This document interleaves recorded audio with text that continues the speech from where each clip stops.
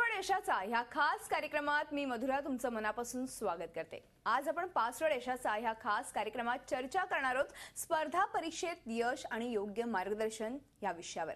आजचे युग हे परीक्षांचे युग समजलं जातं आणि ह्या स्पर्धा परीक्षांचं मार्गदर्शन हे जवळजवळ प्रत्येक गल्लीत मिळतं। पण खरंच असा कोणताही क्लास लावला तर प्रशासकीय अधिकारी होता येतं का?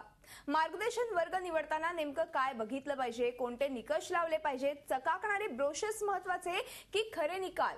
पास होईपर्यंत क्लास करा म्हणणारे योग्य की प्रत्येक कोर्स नियोजनबद्ध करणारे क्लासेस योग्य?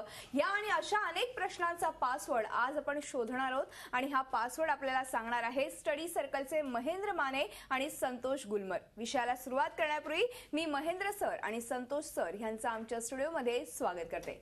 नमस्कार सर। नमस्कार।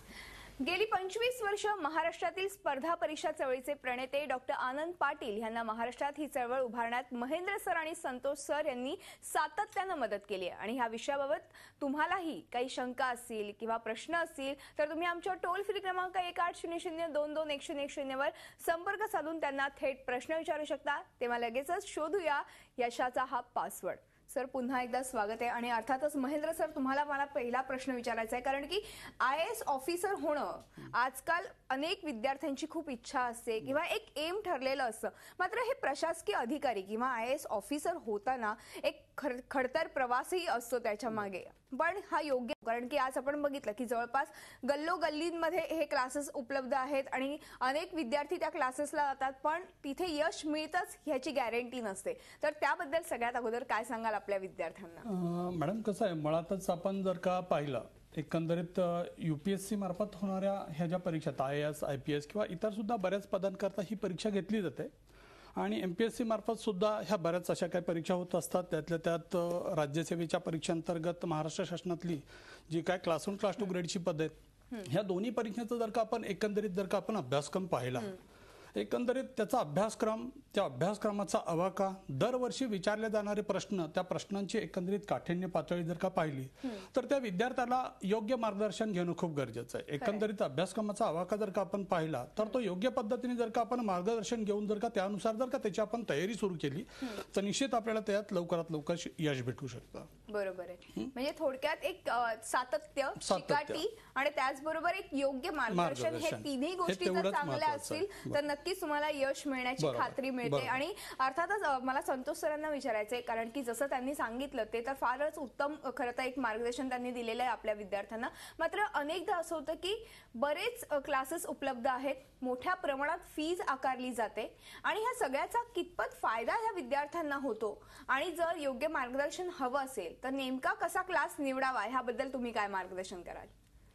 तुमचा प्रश्न अत्यंत चांगला आहे। सध्या तुम्ही जर महाराष्ट्रात कुठे गेला तर तुम्हाला असं जाणवेल की स्पर्धा परीक्षांच्या क्लासेसचं प्रमाण भरपूर प्रमाणात वाढलेलं आहे। तर सरासरी तुम्ही ॲव्हरेज जर मुलांची फी बघितली, विद्यार्थ्यांकडून जी फी घेतली जाते तर ती प्रचंड प्रमाणात घेतली जाते।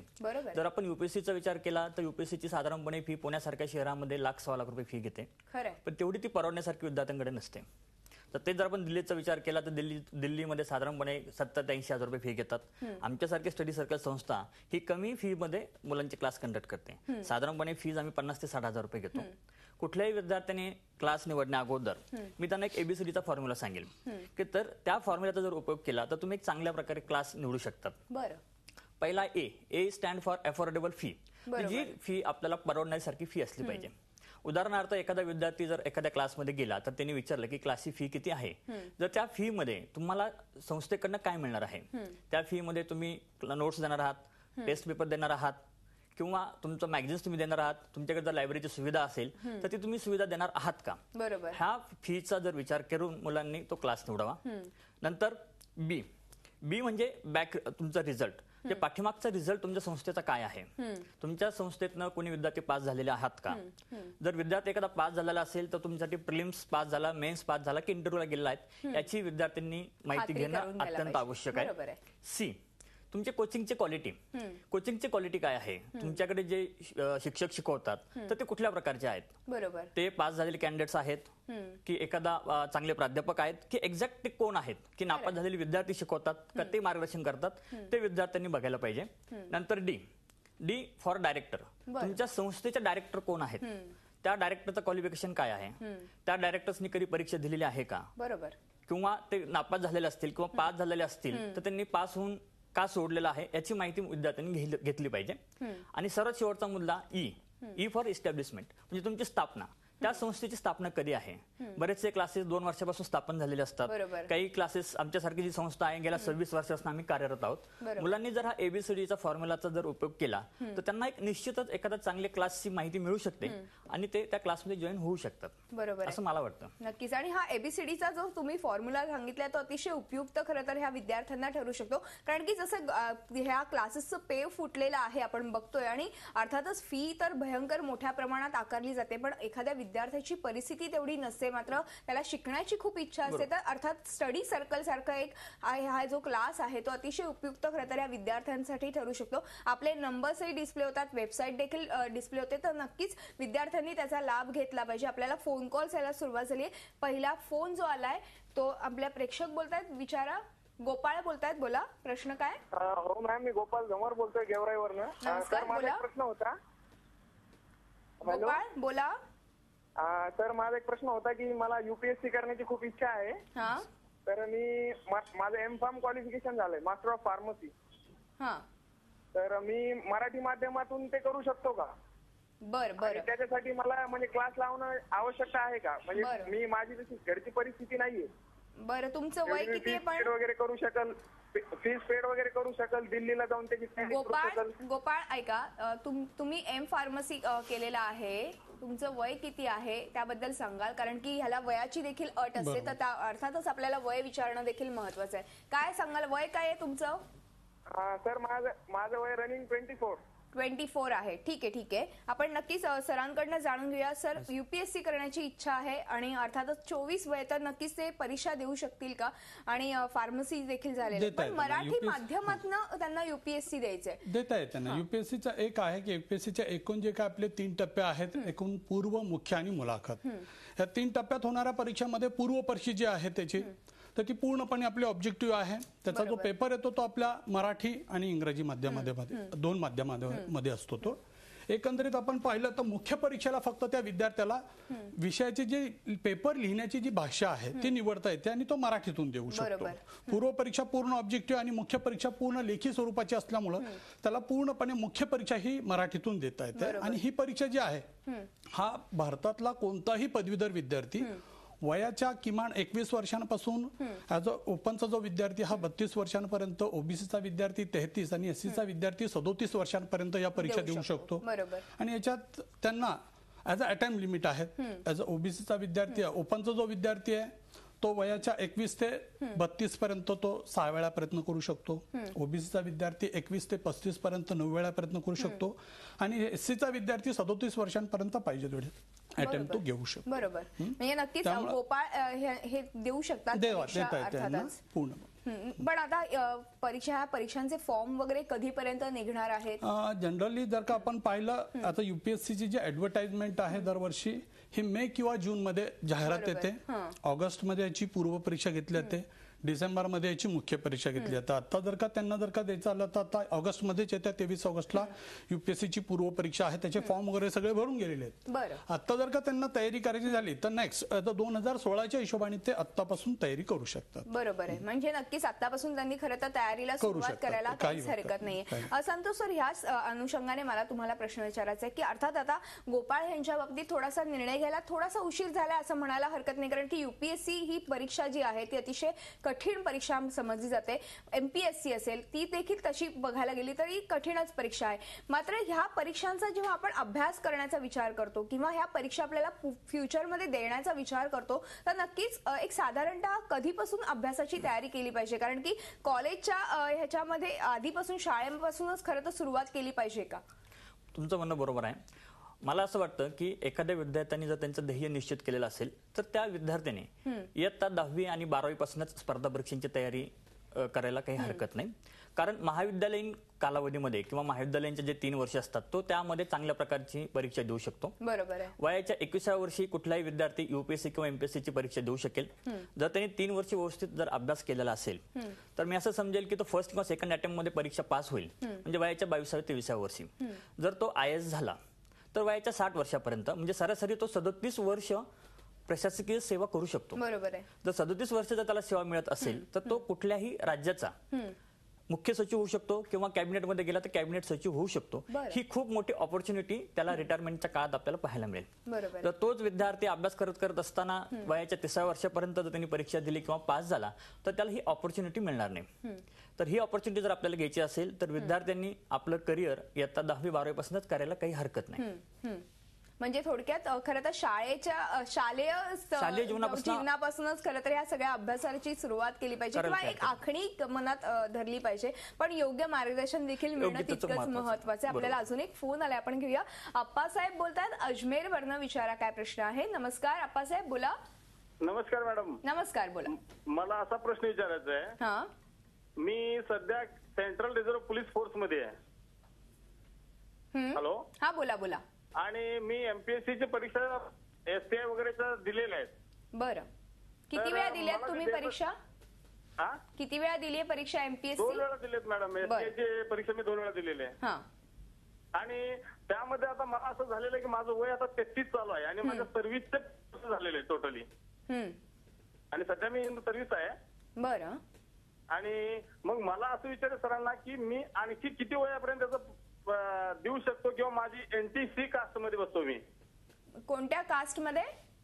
एनटीसी धनगर मध्ये मी. बरं बरं बरं, नक्कीच आप्पासाहेब तुमच्या प्रश्नाचं सर उत्तर देतील, पण एका ब्रेक नंतर आपण ह्यांच्या प्रश्नाचं उत्तर देऊया.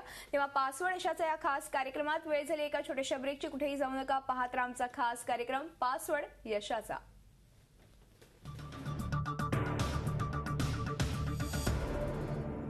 पासवर्ड यशाचा या खास कार्यक्रमात आपलं पुन्हा एकदा स्वागत. आणि आज आपण चर्चा करतोय ती म्हणजे स्पर्धा परीक्षेत यश आणि योग्य मार्गदर्शन या विषयावर. आणि आपल्याला हा पासवर्ड सांगतायत महेंद्र सर आणि संतोष सर. मी पुन्हा एकदा चर्चेकडे वळते. अर्थातच महेंद्र सर, ब्रेकवर जाण्यापूर्वी आपल्याला फोन येऊन गेला आप्पासाहेब यांचा अजमेरवरनं, आणि त्यांना ही एमपीएससी परीक्षा त्यांनी 2 वेळा दिलेली आहे आणि आता त्यांना पुन्हा एकदा परीक्षा द्यायची आहे. वयाची अट किती आहे आणि त्यांनी धनगर सांगितलेले कास्ट, काय सांगाल त्याबद्दल? एमपीएससी मार्फत होणाऱ्या एकूण परीक्षांमध्ये जर का आपण महाराष्ट्र शासनातली जी काही वर्ग 1 वर्ग 2 ची जी पदं आहेत, म्हणजे त्यातल्या त्यात आपण पाहतो as a deputy collector, SCP, DYSP, tehsildar वगैरे सारख्या ज्या परीक्षा आहेत, याच्यासाठी वयाच्या 19 ते 33 वर्षांपर्यंत ओपन आणि 19 ते 38 पर्यंत रिझर्वेशन. ओपनचा विद्यार्थी 33 वर्षापर्यंत याला कितीही अटेम्प्ट देऊ शकतो आणि कॅटेगरीचा विद्यार्थी 38 पर्यंत याला किती याला अटेम्प्ट लिमिट नाहीये. बरोबर. एमपीएससी मार्फतच होणारी की सरांना ज्यांना ही परीक्षा एसटीआय ची एक्झाम द्यायची, ही जी आपली पदं आहेत ही महाराष्ट्र शासनातली अराज्य पातळीत गट ब दर्जा असलेली पदं आहेत. बरं. As a police sub inspector, sales tax inspector आणि असिस्टंट सारखी पदं आहेत. यातल्या पोलीस सब इन्स्पेक्टरसाठी जी वयोमर्यादा आहे ती आहे वयाच्या 19 ते 28 ओपन, 19 ते 31 रिझर्वेशन. पाहिजे तेवढ्या वेळा विद्यार्थी ह्या परीक्षेला बसू शकतो. लास्ट इयरला अपियर असणारा विद्यार्थी याची प्री देऊ शकतो. मुख्य परीक्षेला याला पदवी कंपल्सरी आहे. As a sales tax inspector आणि असिस्टंटसाठी याची वयोमर्यादा जी आहे वयाच्या 19 ते 33 पर्यंत ओपन आणि 19 ते 38 पर्यंत रिझर्वेशनचा कोणताही विद्यार्थी याला एच बार होईपर्यंत देऊ शकतो. पूर्व परीक्षा देण्यासाठी कोणताही अपियर विद्यार्थी याला बसू शकतो आणि मुख्य परीक्षा देत असताना त्याला त्याचं ग्रॅज्युएशन कंपल्सरी. मुख्य परीक्षेचा फॉर्म भरत असताना त्याला ग्रॅज्युएशन शिवाय त्याला ही मुख्य परीक्षा देता येत नाही. बरं बरं, म्हणजे थोडक्यात ग्रॅज्युएशन देखील कम्प्लीट असणं आवश्यक आहे खरं तर. म्हणजे ही एक बाब खरं तर विद्यार्थ्यांनी लक्षात घेतली पाहिजे. अर्थातच स्टडी सर्कल आज गेली 25 वर्ष ह्या क्षेत्रामध्ये कार्यरत आहे. अतिशय उत्कृष्ट असे विद्यार्थी तुम्ही खरं तर आज महाराष्ट्रामध्ये दिलेले आहेत. मग ते तहसीलदार असतील, IAS ऑफिसर असतील. मला सांगा की एकूणच नियोजनबद्ध कार्यक्रम म्हणजे हा जो काही परीक्षेचा कार्यक्रम असेल किंवा एकूणच अभ्यासक्रम असेल तर तुम्ही अगदी नियोजनबद्ध करतात, तो कशा पद्धतीने, त्याबद्दल काय आपल्या प्रेक्षकांना माहिती द्याल? एमपीएससी मार्फत होणारी आपली राज्यसेवेची परीक्षा आहे किंवा दुसऱ्या PSI ST असिस्टंटच्या परीक्षा आहेत, याचा जर का आपण एकंदरीत जर का अभ्यासक्रम पाहिला तर तो अभ्यासक्रम आपण पूर्णपणे त्या विद्यार्थ्यांनी अगोदर तो अभ्यासक्रमाची त्याला माहिती असणं गरजेचं आहे. याची पूर्व, मुख्य आणि मुलाखत हे 3 टप्पे नेमके काय कशा पद्धतीचे आहेत. पूर्व परीक्षेचा एकंदरीत अभ्यासक्रम, मुख्यचा अभ्यासक्रम हा समजून घेतल्यानंतर ॲज आपण स्टडी सर्कलला ज्यावेळी एखादा विद्यार्थी येतो ते याला पूर्णपणे ह्या तिन्ही टप्प्यांची व्यवस्थितपणे माहिती देऊन ॲज अ क्लासमध्ये आपण ज्यावेळी त्या विद्यार्थ्याला घेतो त्यावेळी क्लासमध्ये यांना पूर्णपणे हा अभ्यासक्रम व्यवस्थितपणे शिकवून समजून सांगितला जातो. ॲज अ रेग्युलरली त्यांचे रोजच्या रोज जे काही आपण तास घेत असतो या तासांमध्ये त्यांना प्रत्येक विषयाचं असतं त्यांना डेप्थमध्ये आपण प्रत्येक सेक्शन वाईज त्यांना शिकवतो समजवतो. त्या व्यतिरिक्त वर्गामध्ये आपल्या इथं काही नोट्स वगैरे आपण त्यांना लिहून देत असतो. स्टडी सर्कल त्यांना काही प्रिंटेड छापील मटेरियल सुद्धा देत असतं. आता आपण पाहतो विज्ञानामध्ये भरपूर प्रगती झालेली आहे. प्रत्येक विद्यार्थ्याच्या हातात चांगल्या चांगल्या प्रकारचे मोबाईल्स आहेत, टॅब्स असतात. तर आपण ऍप्सवरून विद्यार्थ्यांना मोबाईलवरून क्वेश्चन आन्सर्स अशा वेगवेगळ्या प्रकारच्या आत्ताच आमच्या संस्थेचे प्रमुख आहेत माननीय डॉक्टर आनंद पाटील सर यांनी आत्ताच एक आमच्या या वर्षीच्या बॅचच्या विद्यार्थ्यांना आम्ही टॅब सुद्धा देण्याचं ठरवलंय आणि हे टॅब देऊन त्याच्या मार्फत सुद्धा विद्यार्थ्यांना वेगवेगळ्या प्रकारच्या महत्त्वाच्या नोट्स वेगवेगळ्या प्रकारचे क्वेश्चन आन्सर्स वगैरे हे आपण त्याच्यातून पण विद्यार्थ्यांना ऍज अ सेल्फ स्टडी करत असताना मदत व्हावी या दृष्टिकोनातून देण्याचं ठरवलंय. आणि याचा फायदा खरंच या विद्यार्थ्यांना होऊ शकतो. मला ह्या स्टडी सर्कलच्या चळवळीबद्दल संतोष सरांकडनं जाणून घ्यायचंय पण तत्पूर्वी आपल्याला एक फोन आलेला आहे. संतोष सर आपण एक फोन घेऊया. श्रद्धा बोलतायत साताऱ्यावरनं. विचारा काय प्रश्न आहे. नमस्कार श्रद्धा, बोला. हा नमस्कार मॅम. नमस्कार. बोला बोला. मला सरांना असं विचारायचं होतं, माझं आता डी.फार्म झालंय आणि मला MPSC द्यायची आहे. तर ऍक्च्युली कसं होतं की भरपूर बुक्स वगैरे अवेलेबल असतात ना, तर आम्हाला एक्झॅक्ट कळत नाही की मराठी असेल, इतिहास असेल, व्याकरण यासाठी कोणती बुक्स वापरायची. त्याच्याबद्दल सरांनी मार्गदर्शन केलं. आणि दुसरं असं विचारायचं होतं की गव्हर्नमेंट जॉब जर 1 वर्ष केला तर MPSC देण्याची वयाची मर्यादा वाढते का? बरं नक्की श्रद्धा, तुमचा प्रश्न कळलेला आहे. सर आपण ह्यांच्याही प्रश्नाचं उत्तर देणार आहोत पण एका ब्रेक नंतर. तेव्हा पासवर्ड यशाचा या खास कार्यक्रमात पुन्हा वेळ जाईल एका छोट्याशा ब्रेकची. कुठेही जाऊ नका, पाहत राहा आमचा खास कार्यक्रम पासवर्ड यशाचा.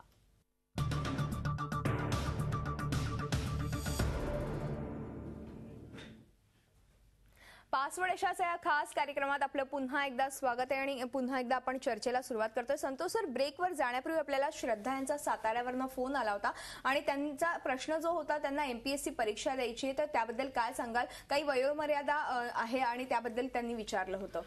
माझ्या माहितीप्रमाणे गव्हर्नमेंटमध्ये असताना अशी कुठल्याही प्रकारची वयोमर्यादामध्ये सूट मिळत नाही. हा एक महत्त्वाचा प्रश्न. दुसरा प्रश्न त्यांनी विचारला की बुक्स निवडताना काय करायला पाहिजे. जेव्हा आपण एखाद्या बुक स्टॉल्समध्ये जातो तेव्हा बुक्स निवडत असताना आपण अत्यंत कन्फ्युजन मध्ये राहतो. तर अशा वेळेस विद्यार्थ्यांनी बुक्स निवडत असताना काही काळजी घ्यायला पाहिजे.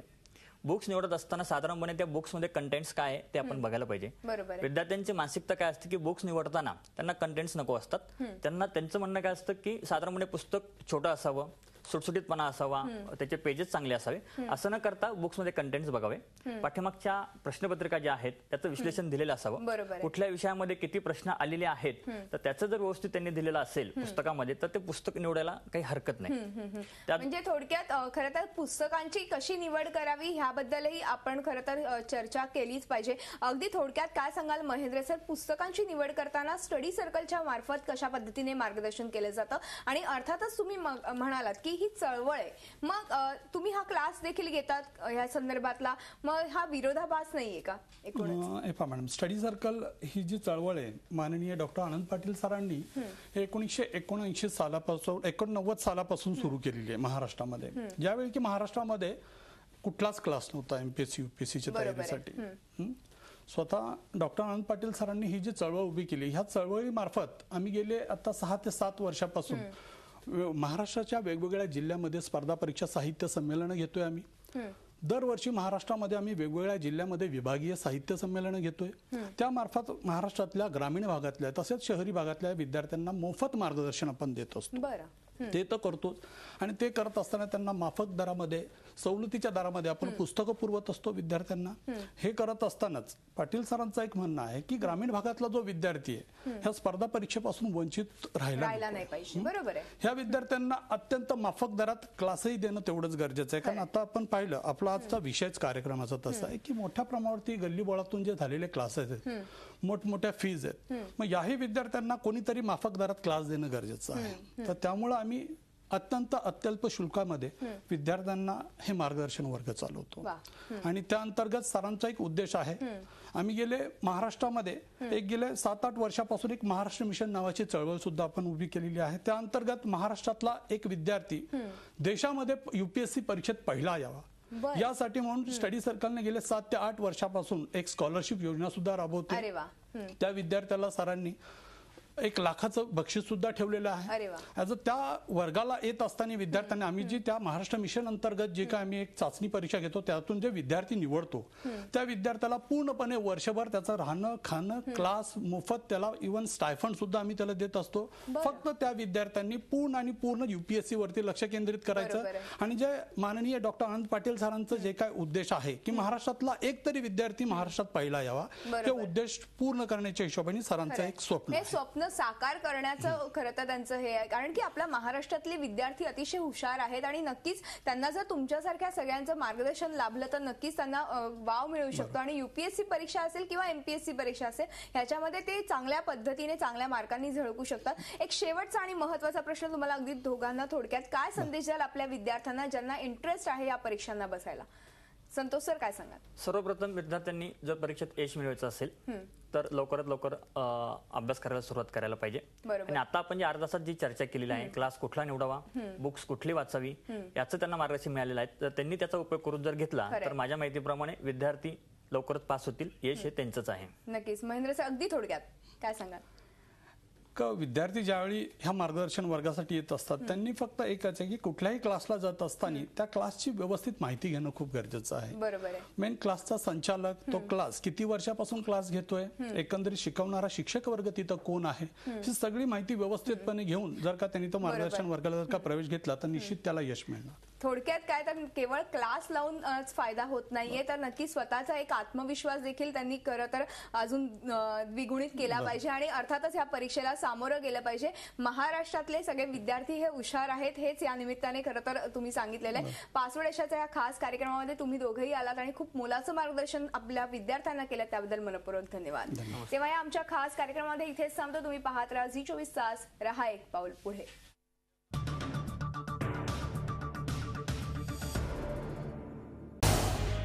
झी 24 तास, रहा एक पाऊल पुढे.